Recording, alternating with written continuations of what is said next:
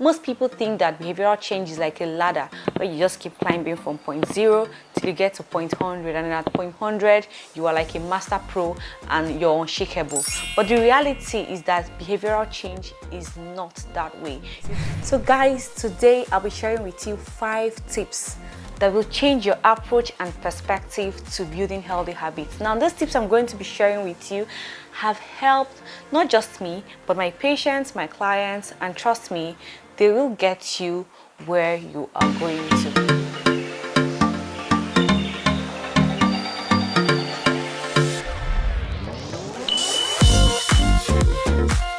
Hello guys, welcome back to my YouTube channel.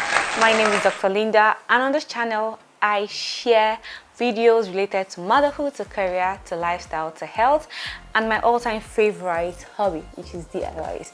So guys, today I'll be sharing with you 5 tips that will change your approach and perspective to building healthy habits. Now, these tips I'm going to be sharing with you have helped not just me, but my patients, my clients, and trust me, they will get you where you are going to. This you can apply to healthy eating, to if you want to improve your exercise level, if you want to manage your stress better, if you want to sleep better, you can apply it to any healthy habit that you want to build. So as human beings, we are often striving for the best version of ourselves, and to achieve this we often set targets, we set goals, and we take steps towards achieving those goals. For some people, it can be an express task. They just set the goal, they do what they have to do, and it gets done. But for a majority of people, it may not be that easy. It can be quite challenging with frequent starts, frequent stops, and sometimes all that rigor can make you demotivated, can make you lose interest in building that habit. And then you start hearing people say, oh, this whole healthy living thing is not for me, this whole stress of a healthy lifestyle is not for me. No. If you belong to this second category, then these tips are that game-changing vibe that you need. Okay, so let's get started. So number 1 on our list is the fact that healthy living is not a destination, it's a journey. And so long as you breathe air, so long as you're alive, you are going to keep being on that journey. Now, there are so many principles or so many theories of behavioral change, which is like the core of habit building. But the one that I find very, very practical and I use for my patients and clients most times is the trans-theoretical model of behavioral change. It just explains that behavioral change can be like a cycle. Most people think that behavioral change is like a ladder where you just keep climbing from point 0 till you get to point 100, and then at point 100 you are like a master pro and you're unshakable. But the reality is that behavioral change is not that way. You can be at 100 today and be at 0. And the fact that you were at 100 at some point and got to 0 should not depress you, should not demotivate you, should not make you lose interest in your goal. It is totally part of the process, and you're not the only one who is going through that cycle. Okay, it's not often going to be just a sustained continuous rise, so be aware of that, and that way you're able to manage those low moments better. Let me give you an instance. There are so many social factors that can tilt you from point 100 to point 0 when building healthy habits. For instance, if you travel and you're in a terrain that you're not very familiar with, let's say where you live, you have like a park that you normally go to exercise in, or you have your skipping rope that you normally use at home, okay? But then you've traveled to a new environment, you don't know where the parks are, you do not feel very safe in that environment, or you do not even travel with your skipping rope. You find out that maybe if you're going to stay a very long time there for like a month, it could be difficult readjusting yourself into your routine, okay? And when this happens, when you come back to your house, if you have that mindset that habit building is like a ladder, you just be like, oh, where do I start from? After all the progress I've made, look at what has happened.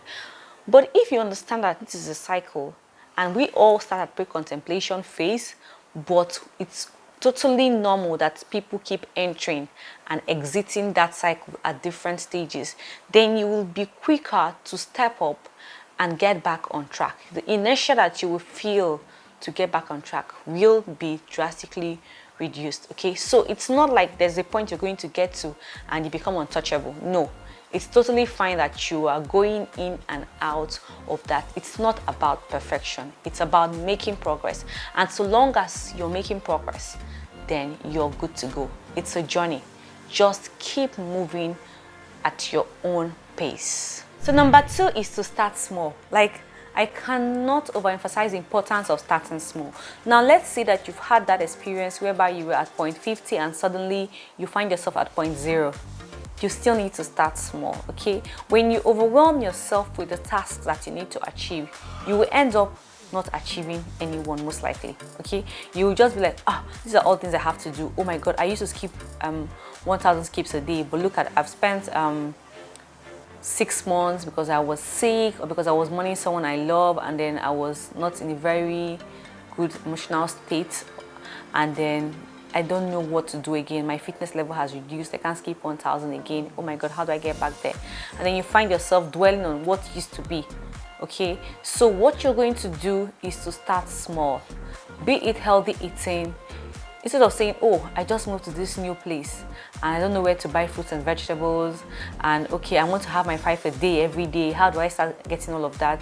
There's the power issue. There's power issue here. I can't preserve my fruits and vegetables. Start small. Even if it's 1 serving a day, start small and keep building up till you get to your target. When you overwhelm yourself with what needs to be done, you might find out that you spend so much time in that inertia and actually never get to start doing anything. So guys, learn to start small. Number 3 is that easy does it. Easy in every aspect. Easy on your pocket and easy on your time, right? So if you're trying to eat healthier, you can decide to be fancy and create a menu containing all the intercontinental dishes that have very complex ingredients that you can't even find in the Nigerian market. But the truth is that you can only do that for a period of time if it's not something that you're used to. And then if it's expensive again, it becomes difficult to keep up with the cost, okay? But when you go for the basic, you know what is available in our environment and what you like and what is easy to make, you're most likely going to stick with it. Let me give you an instance. I don't like cutting stuff sometimes, so having bananas around is just helpful. I don't have to worry about a knife. I just take one, I peel off the skin and I eat the banana, okay? Then sometimes when I want something that is budget friendly, I can get a basket of orange in my house, and it's simple and it's basic and it gives you the nutrients that you need, okay? But remember that you always need to apply variety, but keep it in mind that the easier it is, the more chances that you will sustain that habit that you're building.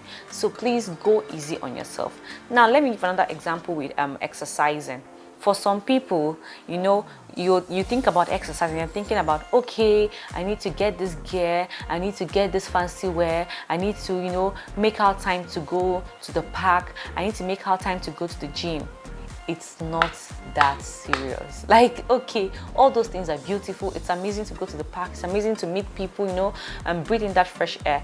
But if your actual goal is to start exercising, you don't need all those serene. Like, you can actually just start.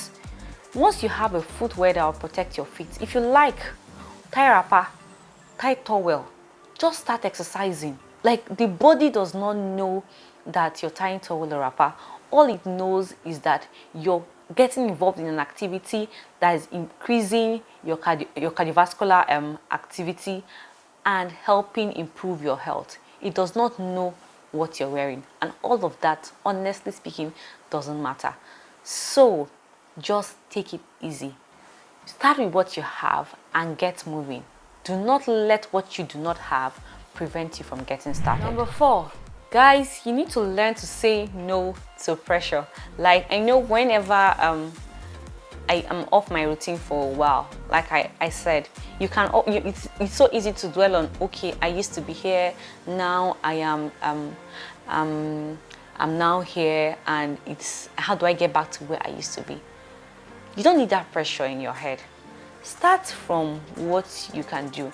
And it's very important that you do not feel that pressure or you reject that pressure, because when you start putting pressure on yourself, you might end up taking on tasks that your body is not ready to handle yet. And then you come down with body pains, you come down with some other symptoms that can make you, as in take you further away from the target that you're trying to reach. Okay, so listen to your body and say no to pressure. Take it easy, listen to your body. So number 5 is to plan ahead, and this cuts across everything: your diet, your exercise pattern, your sleep pattern, your stress management. Okay, so let's take an example with your exercise pattern. Assuming you are a busy person and you have been sent on a business trip by your company, and you know that when you get there, you're not going to have access to a gym or whatever it is that your normal routine is like. This is the time for you to actually plan ahead. So I'm going to so and so place. What do I need to get along? What switches can I make to my routine to still help me achieve the target? The target for exercise a week is 150 minutes of 75 to 150 minutes of vigorous intensity exercise a week. Okay, so what can I do to still achieve that goal in a week? And then you can decide to go with a skipping rope. You can just tell yourself, okay, I'm going to switch to jumping jacks. That one doesn't even need any instrument. Okay, and because you have thought about this ahead of time, because you have planned it ahead of time, when you wake up that morning, the first day in a new environment, you will not be confused. Okay, you will still be able to hit. So same principles apply to your meal. So if, for instance, you live in an area that does not have sufficient power supply, or it has an erratic power supply, okay, you plan ahead. So you tell yourself, I want to buy fruits and vegetables, but I know that I'm not going to be able to preserve it whole from day 1 till day 7. That's till the next weekend. Okay, so because of that, you're going to buy some. You probably make some into smoothies, probably make some into fruit chunks and store them in the freezer, so that when you are done eating the ones in the fridge from day 1, day 2, or even day 1 you eat the ones you just bought, day 2, day 3 you take the ones from the fridge, then through the remaining 4 days you assess the ones from the freezer. Okay, and you still get what you're looking for. Another example is that if you're a working class lady or a working man and you find out you don't have the time, then you do meal preps. Okay, you do meal preps and then you store them in packs in the freezer. Then you can take them like that in those packs to work and heat them up at work, or you can always have something healthy to eat when you get home. Now, this is very important to plan, especially when it comes to eating healthy, because you're more likely to indulge in junks and all those things you said you wouldn't eat if you let hunger catch up with you. So if you're hungry, the hunger pangs come and then you're looking for anything to satisfy the hunger. You can pick a bottle of Coke, you can eat meat pie, you can eat whatever it is that you see, just because you need to get rid of that hunger. So if you want to build healthy habits, then you have to plan ahead. You have to plan for the success. Lastly, guys, you can never underestimate the importance of support. You know, it makes a lot of difference. Just having somebody, an accountability partner, a body that you can just reach out to and say, guy, how are you doing? Now, lady, how are you doing? My babe, how are you doing? Like, this whole week I've just been, struggling with trying to achieve my set out goals. Do you think we can, can you wake me up tomorrow morning so that we can jog? Or can you wake me up tomorrow morning so that I can skip or something? Can you remind me? Can you motivate? Just anybody, okay? It can be a friend, it can be a colleague.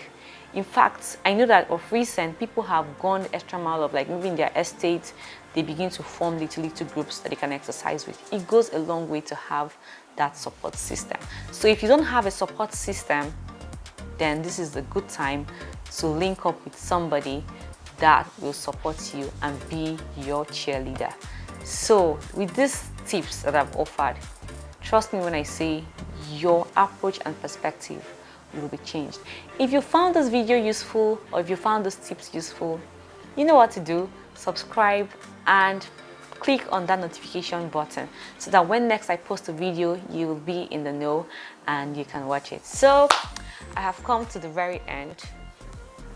You have anything for me? If you don't, just subscribe. Like, subscribe again, share with a friend, tell somebody about this page, and let us keep growing. All right guys, till next time, do have a lovely day.